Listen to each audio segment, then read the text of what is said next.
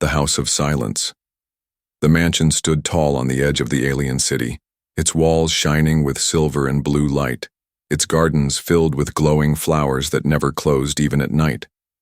It was a house of wealth, a house of power. But it was also a house of silence. Inside, the great dining hall stretched like a palace. The long crystal table reflected the shine of golden lamps.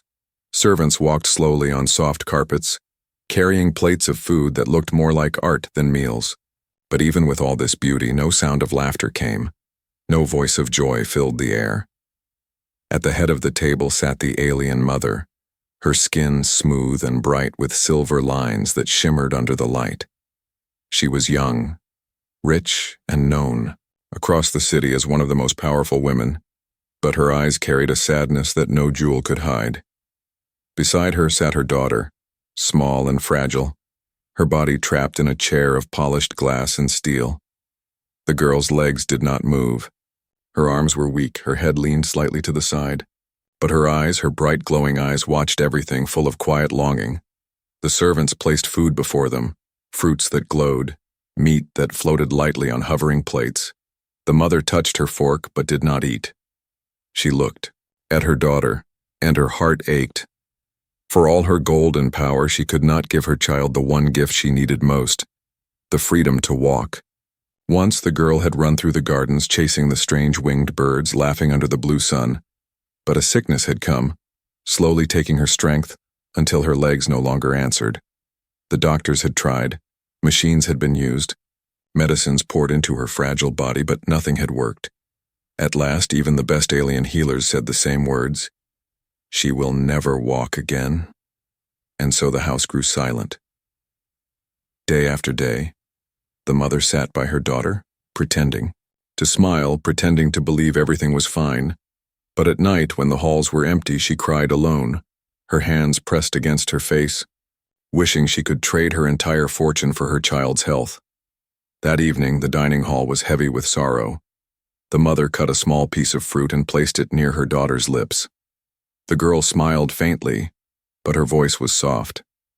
"Mother, do you ever think I will walk again?" The words struck deep. The mother's throat tightened. She wanted to say yes. She wanted to promise, but her lips trembled. She could not lie to the child she loved more than life. "Eat, my star," the mother whispered. "You must stay strong." The girl nodded, her eyes lowering. She knew her mother was hiding pain. She knew the truth. A sound broke the silence. A knock at the great door of the mansion. It was rare, very rare, that anyone came without notice. The guards at once moved, their heavy boots echoing in the hall. The mother lifted her head, her silver hair falling across her face. "Who comes at this hour?" she asked, her voice calm but cold. The door opened, and in stepped a figure unlike anyone in the room. It was a human, a stranger from another world. His clothes were simple, rough with travel. His boots carried the dust of many roads. He carried no jewel, no fine gift, only a worn bag slung across his shoulder. His eyes, however, were steady, strong, and filled with something the mother had not seen in years. Hope, the guard, stepped forward, their hands on their weapons. But the human raised one hand calmly. "I mean no harm," he said. His voice was firm yet gentle. He looked past the guards, past the mother, and his gaze settled on the girl in the chair. For a moment he said nothing. Then quietly he whispered, "I can help her." The mother's hand froze over her plate. The hall fell silent once more. Every servant stopped. Every guard stood still. The girl's eyes widened, bright with sudden light. She leaned forward, slightly, though her body was weak. Her lips parted as if to speak, but no sound came. The mother narrowed her eyes, studying the human. She had seen liars. She had seen healers who promised miracles for gold. But this man was different. He did not ask for money. He did not bow to her wealth. He simply stood, quiet but sure. Her voice trembled, though she tried to sound strong. "Do you know who I am?" she asked. "Do you know what you say?" The human nodded once, his gaze never leaving the girl. "I know," he said, "and I know she can walk again." The girl's small hand tightened on the armrest of her chair. Her glowing eyes filled with tears. Her heart beat faster than ever before. For the first time in years, a spark of hope had entered the silent house, and in that moment, the mansion, so full of riches yet empty of joy, held its breath, as if waiting to see if the impossible could be true. The human's strange offer. The dining hall still stood in silence. The mother's hand rested on the table, her fingers trembling. Against the shining surface, the stranger, the human, had spoken words that echoed in every corner of the mansion. "I can help her." The guards did not trust him. They moved closer, their weapons glowing faintly with alien energy. One of them growled, "Leave now, outsider, you insult this house with false promises." But the human did not flinch. He did not step back. His calm eyes stayed on the fragile girl seated in the chair. The mother finally raised her hand, stopping. The guards. Her voice was steady but low. "Let him speak," she ordered. Her heart was torn. She wanted to throw this stranger out into the night, but something in his face, an honesty, a fire, made her pause. The girl in the chair blinked, her eyes bright as stars. For years, she had been treated like a fragile glass doll, never trusted with hope. Yet now, a simple human looked at her not with pity, but with certainty. It felt like a flame inside her chest. The human stepped forward, his boots heavy on the polished floor. He set down his worn bag with care. The sound of its weight echoed strangely in the hall of riches. "I am not here for your gold," he said. "I am not here for your power. I am here because she deserves more than this chair." His hand lifted gently, pointing to the girl. The mother's lips pressed tightly together. She leaned back in her seat, her silver hair falling across her shoulders. "You speak boldly," she said. "Do you even understand who we are? What we have tried? The best doctors in the city, the finest machines. None could fix her legs. And you?" She looked him, up and down, judging his rough clothes. "You think you can succeed where all have failed?" The human nodded once. There was no pride in his face, only certainty. "Yes," he answered simply. The guards muttered among themselves. Servants shifted nervously. One whispered, "He is a madman." Another whispered, "Or perhaps a fool." Yet the girl, weak though she was, lifted her chin. Her trembling voice rose. "Mother, please." The mother turned sharply. Her daughter rarely asked for anything. She was gentle, quiet, always afraid of causing pain, but now her eyes shone like never before. "Mother, let him try," she whispered. "Please let him try." The mother's chest tightened, her hands curled on the table, her mind screamed that this was madness. Yet her heart remembered the first time her daughter had fallen, the doctor's cold words, the endless nights of tears. If there was even a spark of a chance. Could she say no? Her voice came out sharp. "Why should I believe you?" The human crouched down, resting his hand lightly on his bag. His voice was calm, steady, not the voice of a liar. "On my world, children once suffered a sickness like this. Their legs stopped moving, their bodies grew weak, and like here, the healers said there was no cure. But we did not accept that answer. We built, we fought, we worked day and night until we found a way. I carry with me the tools, the knowledge, not from magic, not from wealth, but from struggle and hope." The hall grew heavy with his words. Servants leaned closer, the guards frowned but listened.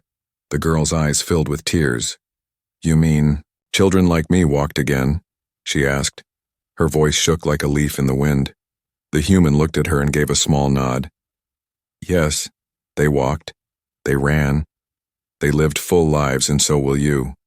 Her lips parted. A soft gasp escaped. The mother felt her throat tighten. She wanted to call it a lie, to scream at him. But the fire in his eyes burned too bright to ignore. Still, fear held her. "And what if you hurt her?" she demanded. "What if this hope destroys her instead?" The human did not rise. He stayed low, as if speaking to the girl at her own level mattered more than facing the mother's power. His hand slowly touched his chest. "Then I will bear that pain with her," he said. "But I will not stop because she deserves more than despair." The mother's silver cup slipped slightly in her hand. She caught it quickly, but her heart beat wildly. No one had ever spoken like this to her. Not with flattery, not with greed, not with fear. This was different. The girl reached out her small hand, trembling as it rose. Her fingers brushed the edge of the table. Her eyes locked on her mother's face. "Please, mother, please let him try." The room waited. The servant stopped breathing. The guards froze. The air itself felt heavy. Finally, the mother closed her eyes. Her voice came, as a whisper, broken and unsure. "One chance," she said. "You have one chance, human. If you fail, you will not leave this house alive." The human rose slowly, gathering his bag once more. His voice was steady. "I will not fail." And with those words, the house of silence shook. For the first time in years, a seed of hope had been planted inside its cold and shining walls. The hidden room. The human followed the servants through the winding halls of the mansion. The alien mother walked behind him, her face cold, her heart burning with both fear and hope. She had given him one chance, only one, and she would not forgive failure. The girl's chair rolled beside them, pushed gently by a servant. Her glowing eyes never left the human. There was no fear in her, only a strange spark that had been gone for years. The halls were filled with paintings of ancestors, jewels shining in golden frames, statues carved from rare stones. Yet to the girl, none of it mattered. All that mattered was the simple bag the human carried on his back. At last, they reached a smaller chamber deep within the mansion. The walls were plain compared to the shining dining hall. A single long window let in pale light from the moons. Outside, the air felt quiet, almost secret. "This will be the room," the human said, his voice steady. His eyes scanned the space, searching not for beauty but for usefulness. He set down his bag and began pulling out strange objects. The mother stood near the door, her arms crossed tightly. She had expected shining machines, glowing crystals, complex alien tools. Instead, she saw metal rods, wires, leather straps, small wheels, and strange pieces of cloth. They looked crude. They looked poor. Her lips curled. "This is your miracle," she said sharply. "Scraps of metal and cloth." The human did not answer her. He did not waste words. He knelt beside the girl and carefully touched her legs. His hands were gentle but firm. The girl shivered slightly. At the warmth of his touch, it had been years since anyone had touched her legs as if they still mattered. From the corner of the room, the mother watched closely. Her heart whispered to stop this madness, but something in the way her daughter leaned forward, her eyes shining with trust, held her still. The human fastened small straps around the girl's ankles. He slid soft padding beneath her knees. He attached light rods to her sides, connecting them with thin wires and small wheels. The strange frame began to take shape. It was not beautiful, not royal, but it was strong. The girl's eyes widened. "What is it?" she whispered. The human gave a small smile. "It is not magic. It is not healing. It is a helper. It will remind your legs what they have forgotten." The girl's breath caught. A whisper escaped her lips. "You believe I can still walk?" The human's eyes were steady. "I do not just believe, I know." He lifted the girl gently from her chair. His arms strong but careful. He placed her into the strange frame he had built. The rods held her. Upright, the straps supported her weak body. Her legs trembled, her knees shook, but for the first time in years she was standing. A cry escaped the mother's lips. Her hand rose to cover her mouth. The plate she held fell, shattering on the floor. The sound echoed through the small chamber. The servants gasped. Some dropped to their knees in shock. The girl's eyes filled with tears. She looked down at her legs, trembling but holding her. Her voice broke. "Mother, I am standing."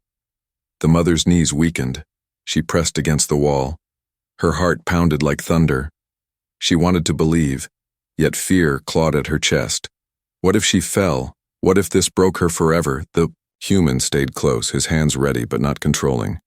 He let the girl try. He let her body remember. "Take it slow," he whispered. One step at a time. The girl's foot twitched, slowly dragging forward. The wheel on the side turned slightly. The frame supported her weight, her body leaned, and then, her foot touched the ground. The mother gasped sharply. Her eyes blurred. With tears, her daughter had taken a step. A single step, but it was a step. The girl laughed through her tears, her voice trembling with joy. I did it, I moved, I took a step. The human's lips curved into the faintest smile. He nodded. And tomorrow, you will take two. The mother's strength broke. She sank. To her knees, silver tears falling down her cheeks. All the gold, all the jewels, all the doctors and machines, none of it had given her what this human had just given in one night. Hope. The guards, silent till now, looked at each other, confused, afraid. Some still doubted, but none could deny what their eyes had seen. The girl's glowing eyes turned to her mother, her voice soft but filled with light. Mother, I will walk again. The mother shook her head, trembling. I do not understand, she whispered. How can this be? How can you do what no one could? The human's voice was quiet, almost humble. Because I come from a world where we do not give up. We build, we try, we fight until the impossible becomes possible. And in that hidden room, where silence had once ruled, the sound of a child's laughter rose again, echoing louder than any jewel, louder than any wealth, filling the house with life for the first time in years. The mother's doubt. The mansion had never been so alive. Servants whispered in corners, guards stared with uncertain eyes, and the girl's soft laughter still echoed from the hidden room. For the first time in years, she had stood, she had moved, and she had taken a step. But with the rise of hope came the storm of fear. The alien. Mother could not sleep that night. She sat alone in her chamber, her silver hair falling loosely around her shoulders. The moons outside painted the floor with pale light, and her trembling hands clutched a cup she had not touched.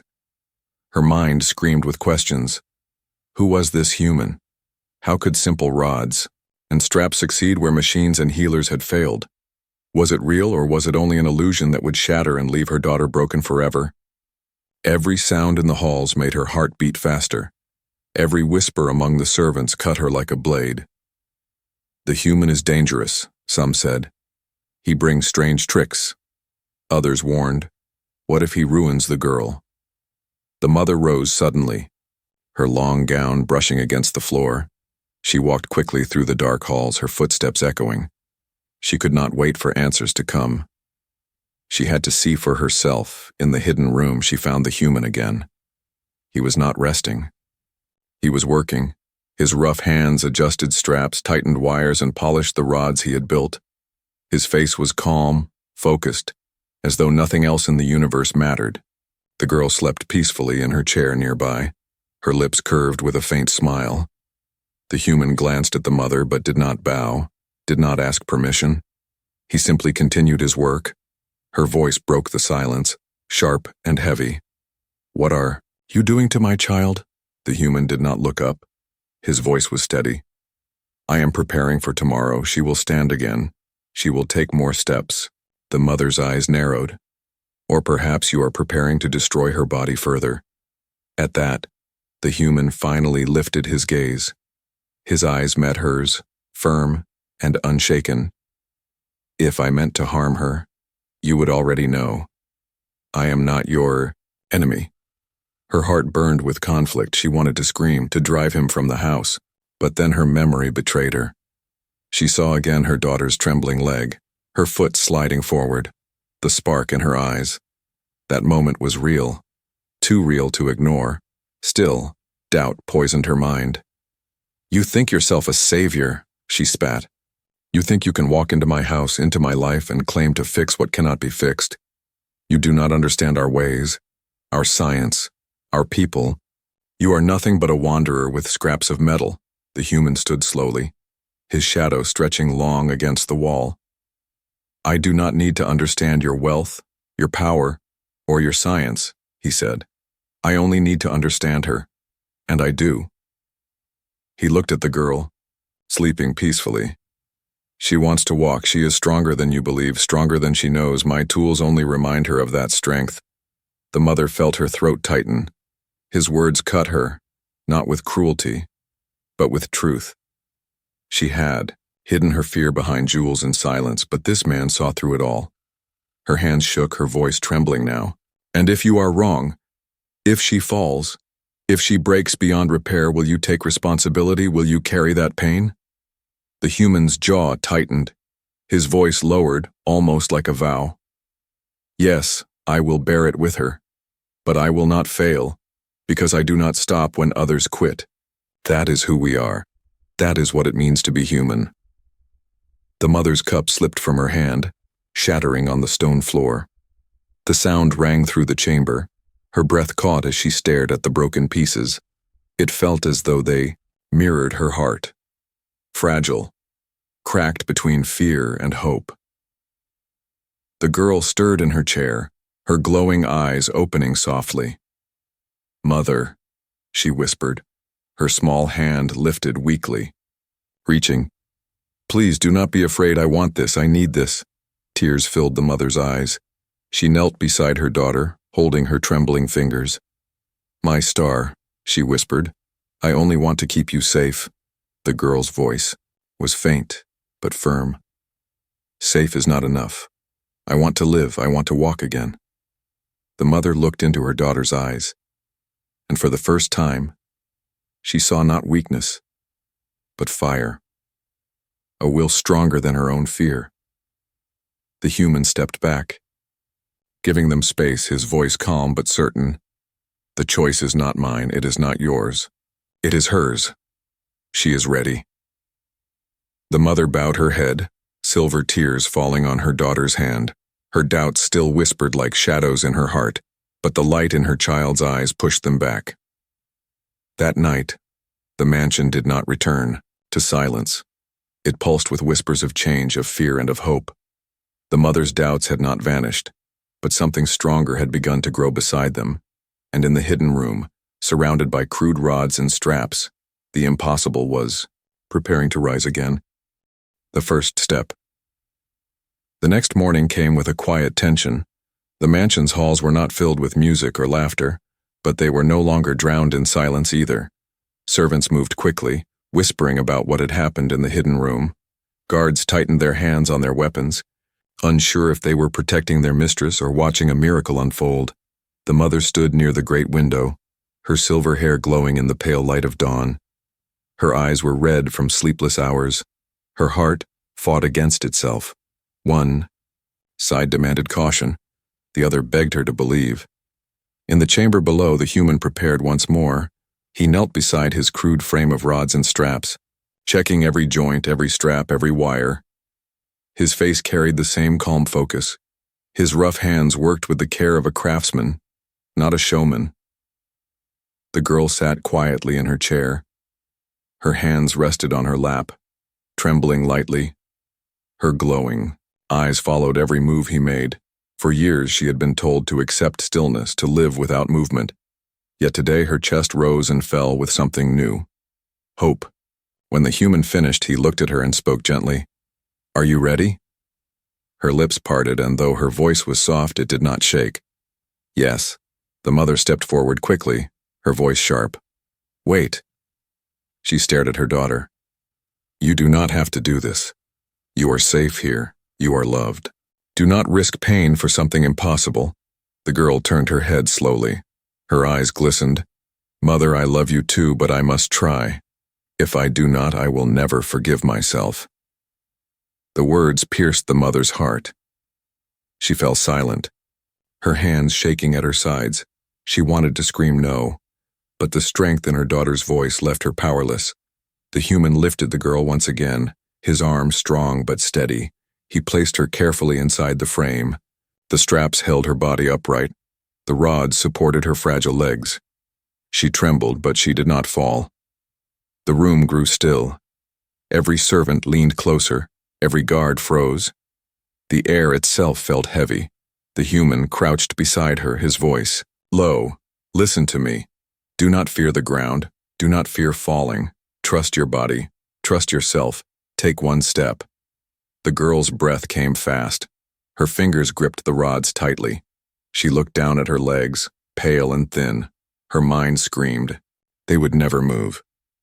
Yet deep inside, a spark burned brighter than her fear. She pushed. Her knee shook violently, her foot dragged forward. For a moment it seemed she would collapse. The mother gasped loudly, ready to rush forward. But then, the girl's heel touched the floor. A sound like thunder filled the room, not from the walls, but from the hearts of everyone watching. Her eyes widened, her lips parted.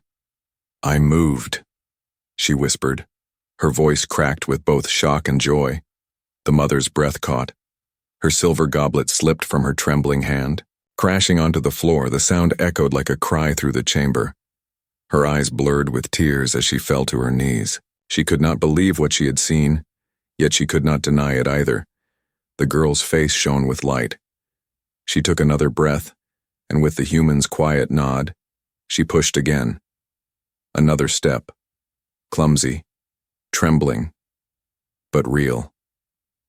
Her laughter broke into the air, a sound the house had not heard in years. "Mother," she cried, her glowing eyes wet with tears. "I am walking." The mother covered her face with her hands. Her shoulders shook. For years she had carried silence, wealth, sorrow, and power, and yet all of it had meant nothing compared to this moment.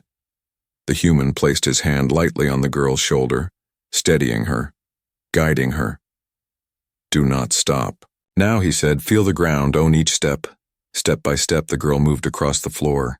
Each step small, each step imperfect, but each step a victory. The servants wept quietly, some falling to their knees.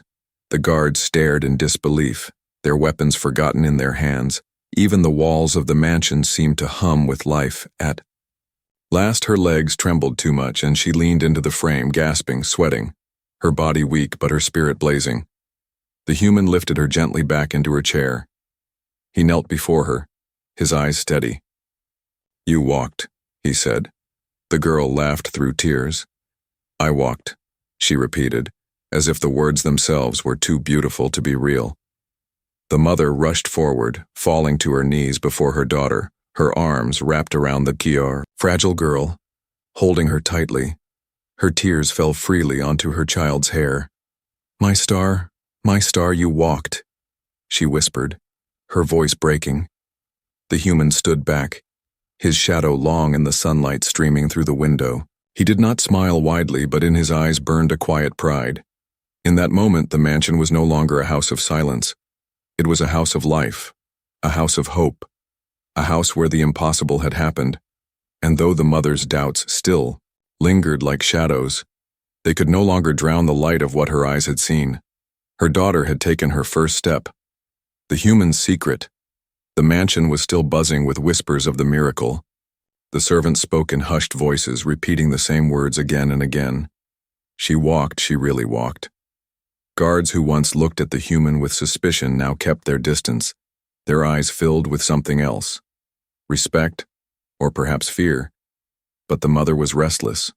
Though joy had filled her when she saw her daughter's first steps, doubt still clung to her heart like a shadow. How could this man from a faraway world achieve what the greatest alien healers had failed to do? She summoned him to the garden. At dusk, the sky was painted in purple and gold as the two moons rose slowly. The glowing trees swayed in the soft wind. The human stood calmly among the flowers, his bag at his feet. He seemed out of place in her world of beauty and wealth. And yet somehow he belonged. The mother approached, her long gown trailing behind her. Her eyes were sharp but uncertain. "You will tell me the truth now," she said. Her voice carried both command and desperation. "What are you? What is your secret?" The human looked at her, his face calm. His eyes were tired but steady. "The truth is simple," he said. "On my world, we faced something like this before. Children were trapped in chairs, their bodies unable to move. We were told there was no cure, no hope, no answer." Her heart tightened. She whispered, "And what did you do?" His voice grew stronger, filled with quiet fire. "We refused to accept it. We built tools, not from wealth, not from magic, but from struggle. We created frames, supports, exercises. We taught the body To fight, to remember, and slowly children walked again. The mother stared at him, her lips trembling. You mean to say this is not new to you, that this miracle has been done before? The human nodded. Yes, it was not easy. Many failed, many cried, many broke under the weight of despair, but we never stopped. We kept trying. And because we tried, the impossible became possible. Her hands curled tightly against her gown, tears burned in her eyes. All my wealth, all my jewels, all my power, none of it could do this, and yet you, a wanderer with scraps of metal, gave my child what I could not. The human shook his head gently. No, I did not give it. She did. She was the one who stood, who moved, who fought. My tools only reminded her that she had strength. It was always inside her. The mother's breath caught. She remembered the look in her daughter's eyes as she took her first step. The fire, the courage, the unbroken will. Yes, it had been there all along, but she had been too blinded by sorrow to see it. Her voice broke. Why did you come here? Why help her? Why risk this? The human bent slightly, lifting a fallen glowing flower from the grass. He turned it in his hands, his voice soft now. Because no child should live in despair. Not on my world, not on yours. When I saw her, I saw the same pain I once knew. I could not walk away. The mother's chest tightened. Her silver tears slid down her cheeks. She turned away quickly, ashamed to show weakness. You could have asked for riches, for power, for anything from me. And yet you ask for nothing. The human's eyes lifted to the moons above, his face unreadable. I do not need gold, I do not need power, I only need to know that she can smile again. That is enough. Silence filled the garden. The soft wind carried the sound of leaves. The mother stood frozen, her heart shaken. She had lived her life believing wealth was the answer to everything. But this man had broken that belief in a single moment. Her daughter's laughter echoed faintly through the halls, carried by the wind. The sound pierced the mother's heart. It was a sound she had thought she would never hear again. She turned back to him, her eyes wet, her voice trembling. You speak as though you carry the weight of many lives. Who taught you this? Who gave you such strength? The human's gaze turned distant as if looking back across stars. It was not one person, he said. It was my people, humans. We are not the strongest, not the fastest, not the most powerful. But we do not give up. When the world tells us no, we answer yes. When despair comes, we fight. That is our secret. That is why I am here. The mother sank slowly onto the stone bench, her body heavy with emotion. Her doubts had not fully vanished, but they were breaking apart like shadows before the rising sun. She whispered softly, almost to herself, "Perhaps your kind truly are different." The human did not answer. He only stood quietly, his bag at his side, his presence steady like the roots of an ancient tree. And as the night deepened, the mother realized something she had never understood.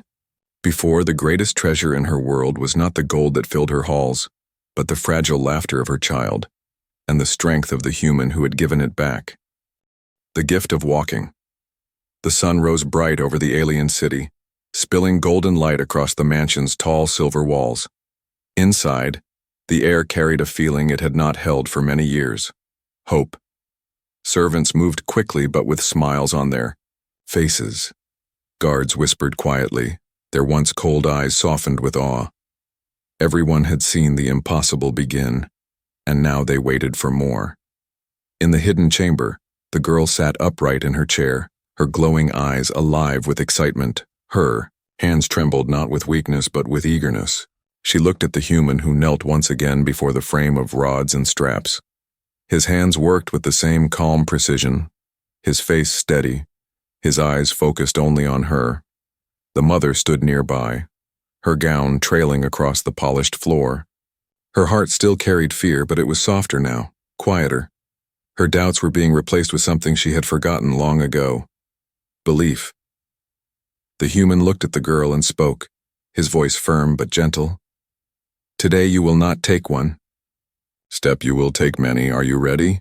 The girl's lips curved into a trembling smile.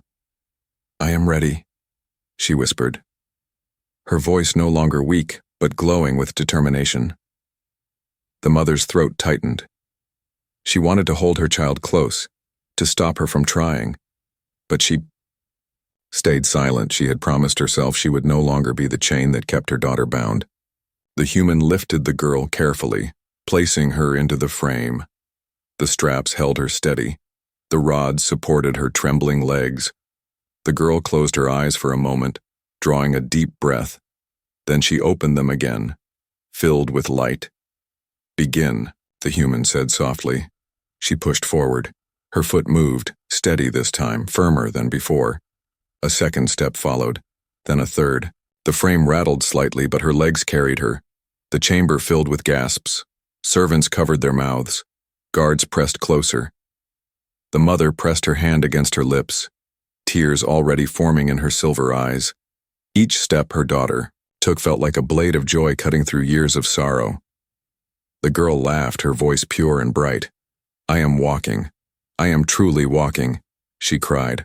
Her feet tapped against the floor again and again, each movement stronger than the last. Human walked beside her, not holding her up but guiding her. His hand ready if she fell, but he did not need to catch her. She was moving forward on her own. The mother could no longer stand still. She rushed forward, falling to her knees on the floor. Her tears streamed down her face as her daughter walked toward her. Step by step, the girl reached her legs shaking but carrying her all the same. She let go of the rods for a single heartbeat and fell into her mother's arms. The frame rattled behind her, but it did not matter. She had done what no one believed she could do. Mother, she cried, her small arms clinging tightly. I can walk to you now. I'm not trapped anymore. The mother's heart shattered and healed at the same time. She held her daughter tightly, sobbing into her hair.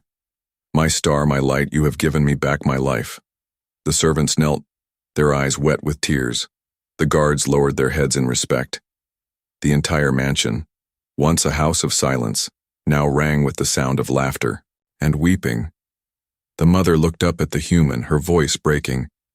You gave her this, you gave me this, tell me, what do you want in return? Name it, and it shall be yours, gold, ships, power, anything. The human shook his head slowly, his voice calm, humble yet strong. I want nothing. I did not come for riches. I did not come for power. I came because no child should live in despair, that is all. The mother stared at him, unable to speak. Her wealth had bought her everything except the one thing she truly needed. Yet this man, who owned nothing, had given it freely. The girl lifted her head, her glowing eyes bright with joy. She reached out her small hand toward the human. Then stay with us, she whispered. Stay, so you can see me run in the garden. The human's eyes softened. He placed his rough hand gently over hers. I will stay long enough to see you run, he said quietly. That will be my reward. The mother's tears fell again.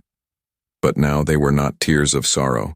They were tears of gratitude, of humility, of love. Outside, the golden sun climbed higher, casting warm light across the mansion. The sound of the girl's laughter echoed through every hall, filling the place with life again. And so, in a house, once drowned in silence, a new story was written. Not of wealth, not of jewels, but of a human's gift, a mother's tears, and a child's first true steps into life. The gift of walking had become the gift of hope,